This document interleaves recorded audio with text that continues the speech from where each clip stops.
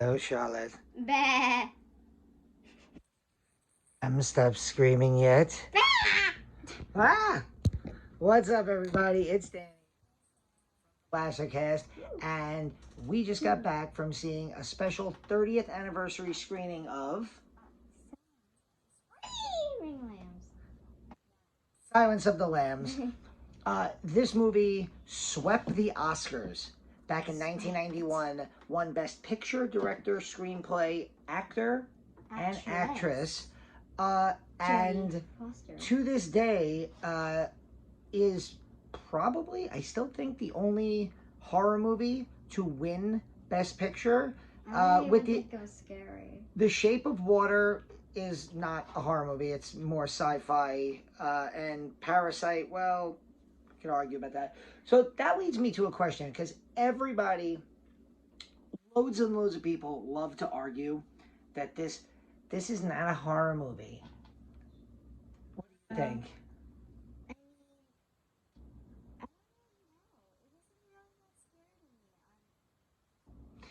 But like you said at the end, so we're gonna talk spoilers because this movie came out 30 years ago. So if you haven't seen it yet, like tell them. Yeah, tell them Hannibal. That's actually the Hannibal from the really awesome Hannibal TV show, but it's still Hannibal. But yeah, if you haven't seen this movie yet, go watch it. It's Silence of the Freaking Lambs. It's 30 years old. It won every Oscar. I mean, go watch it and then come back. So at the end of this movie, when when Jamie Gum is shot and killed, Buffalo Bill is shot and killed by Clarice, Charlotte actually turned to me in the movie theater because we've been watching the Halloween films for the Lecter cast. He's dead? And she was like, "Wait, she shot him," and it was like a Dr. Loomis moment where she was like, "He shot him 6 times." But wait, he's dead. And you know, like he's a human killer. That's what I don't understand. You can literally just shoot him and then they're dead. Like, yeah. It's not like Jason Voorhees where he's a zombie. Well, those are obviously, you know, those are... Never mind the noise. Cats are fighting behind the TV. This movie is obviously a more true life horror movie. It's about a psychopath who is killing women, and then it's about the other psychopath who they need to help try to find him. So that's a question for you. Who do you think is actually scarier? Is it Buffalo Bill or Dr. Hannibal Lecter?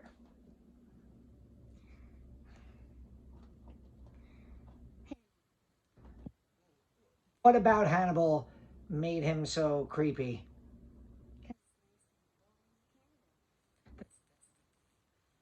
A nice rhyme. There is almost... I can't think of anyone in movie history who dominates a movie with less actual screen time than Anthony Hopkins. He's only on screen in this movie for like 20 minutes. Hannibal. Yeah, but he's like... You know, Jonathan Demme, the director of this movie, he won an Oscar for it, but he's since passed away. And... I mean, when did this movie come out? 1991, so 30 years ago. But his use of close-up is phenomenal. Like, you even said to me in the car ride on the way home that it was almost disturbing, right? How, like, close the camera gets, especially in those one-on-one scenes with Jodie Foster and Anthony Hopkins. You said there were jump scares, and I was No, I said there's no jump scares, because it's... No, you said, I'll tell you when Charlotte likes to go like this. She never stops watching the movie. No. But she likes to like keep her ears closed from jump scares. And I whispered to her, "Don't worry about it. I'll tell you." And my point was, I'll tell you when there's a jump scare, because there were no jump scares, so I didn't have to tell you. But this movie has a lot of really creepy moments. And to get back to Jonathan Demme, the director, and his close-ups, a lot of them are just conversations between Hannibal Lecter and Clarice. The fact we saw him eat someone. Oh yeah, and he like bites the cop on the face. And how did you like the scene where wait, I know what you're talking about. Okay. Yeah, the scene where he murders the 2 cops, but the one cop is laying there and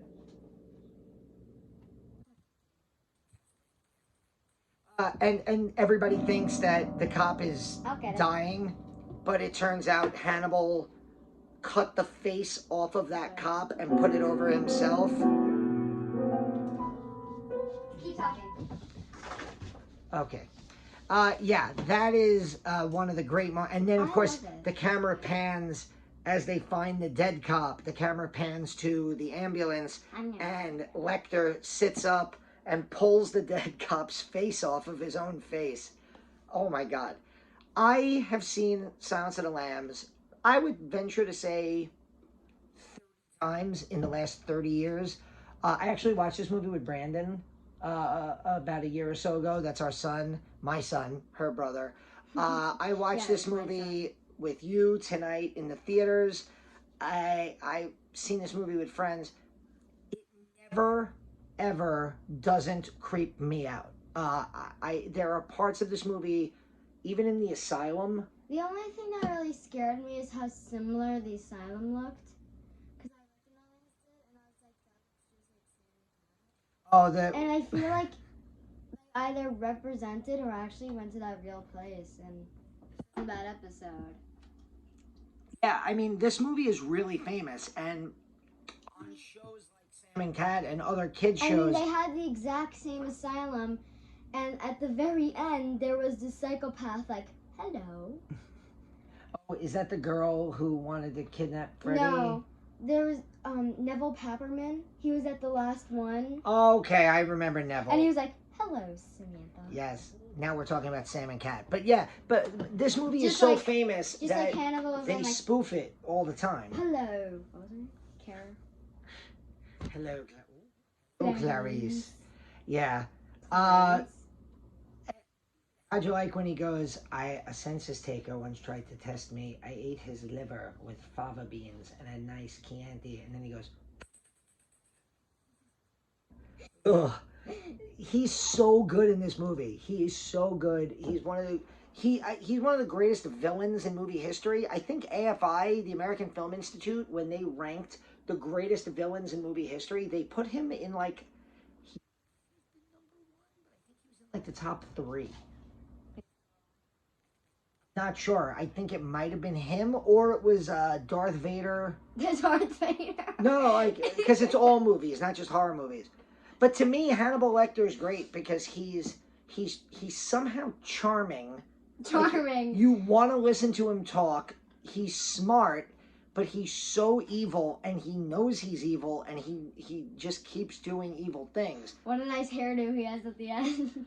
Oh my God. And then, yeah, the classic line at the end where he's following Dr. Chilton, and he goes, I'm going to have an old friend for dinner. Like, that's funny for us, the audience, because Dr. Chilton's an asshole who we don't like.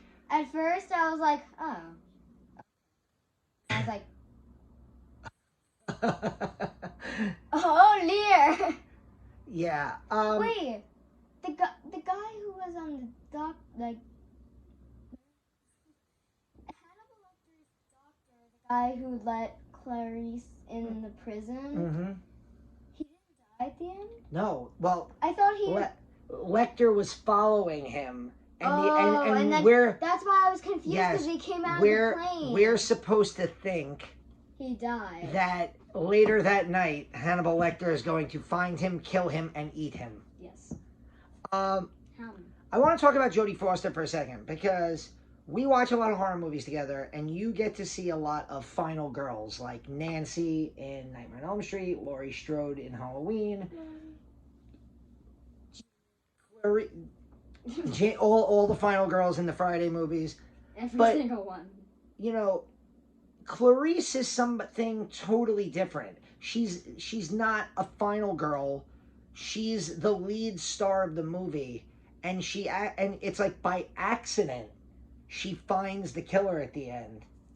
What do you think about that ending scene in the total darkness? I think he was kind of stupid.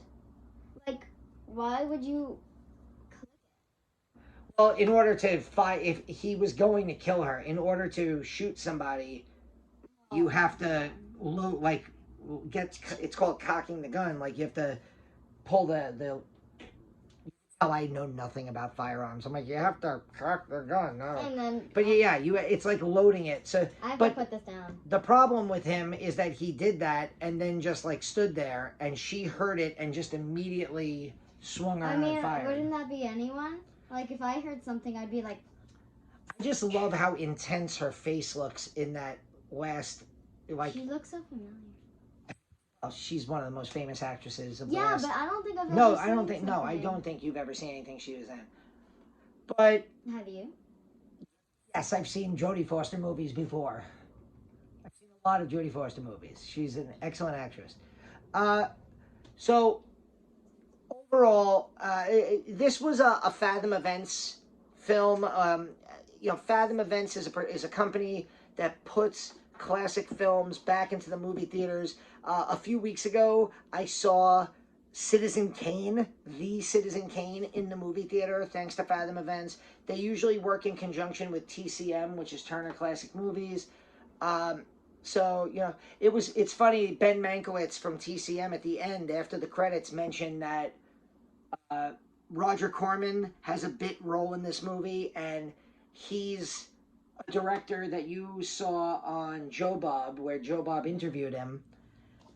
And he got the director, Jonathan Demme, his first directing role back in the 70s.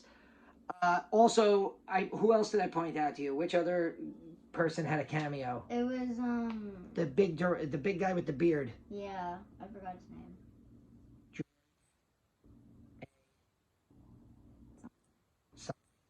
Something. George Romero, who directed... You remember what movies he directed? I'll give you a hint. Night of the Living Dead? Yes. Was it Dawn of the Dead? Yes, he directed the original Dawn, Night of the Living Dead. Naughty Time? The original Creep Show. So he has a very bit part when they're pulling Clarice away from Lecter's cell.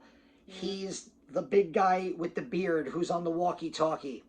I was saying to Charlotte, something that's also really interesting watching this movie in 2021 is how many times, and I bring this up to my students all the time because I'm a teacher, how easy life would have been at various points in history if you had a cell phone. Yeah. This movie came out in 1991, so there's no cell phones. So here's an FBI agent who finds the number one most dangerous criminal in America, a serial killer that everyone's looking for, and she can't call her boss. She has to, go alone down into this creepy basement. Speaking of that basement, and speaking of that house at the end of the movie, we can go and hang out there if you want. So my friend, a person who I know, named Chris Rowan, owns the Buffalo Bill house in Western Pennsylvania. Yeah. The actual house made that was used in the film, and him and his family have turned it into a new horror attraction. Mm-hmm. So you can look that up on the internet. Just Google Buffalo Bill's house, and you will find the website and everything. You can even book you can book your own adventure there. I actually have an interview with Chris up on this channel from when Charlotte and I went to Monster Mania back in August, and there's about a 90-second interview with him where he talks about so fast. Buffalo Bill's house. Well, yeah, if you go on the Lasercast channel, you can find that. So that's pretty cool. Also, this is one of my favorite movies. I think it's a phenomenal movie. It's an amazing movie. I hate how it's just two killers. Just deal with one. Well, deal with number one. Well, the thing is, they needed the one killer to help them find the other. People argue that this is not a horror movie. I say no.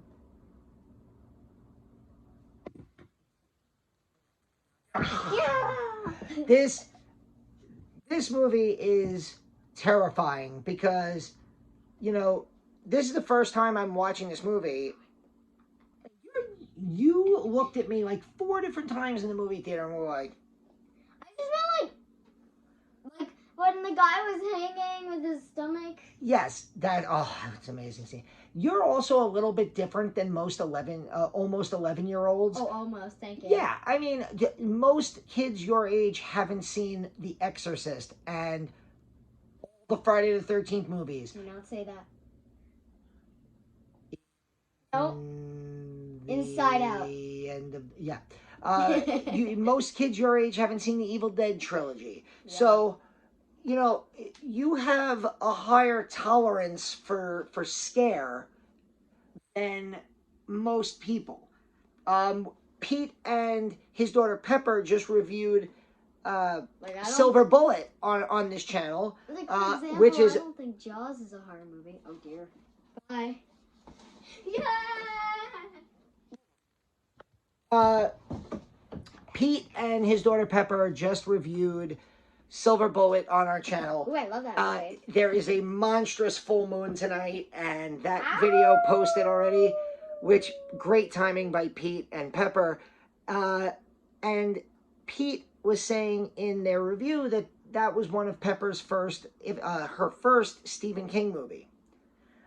So, you know, Pepper is just about your age. I think she's like a few months older than you, but she hasn't watched as many horror movies as you. So she would probably think Silence of the Lambs was really scary. I know.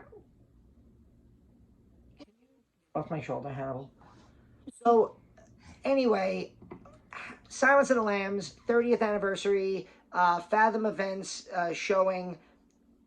It was great to see. I love going to see these classic movies in the movie theater because, like, my dad was very loosey-goosey with rules when it came to horror movies, but my dad wasn't going to take me at 9 to see Silence of the Lambs. We went at 7! No, I meant at 9 years old. Oh. We went at 7 o'clock at night.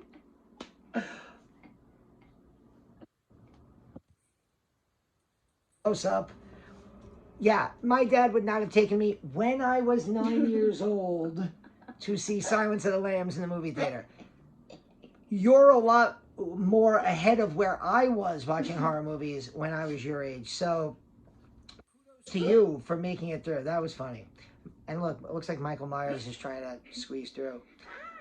Pete and I are covering the Halloween franchise this month. Of course we are. Charlotte and Can I join? Well, I haven't watched it.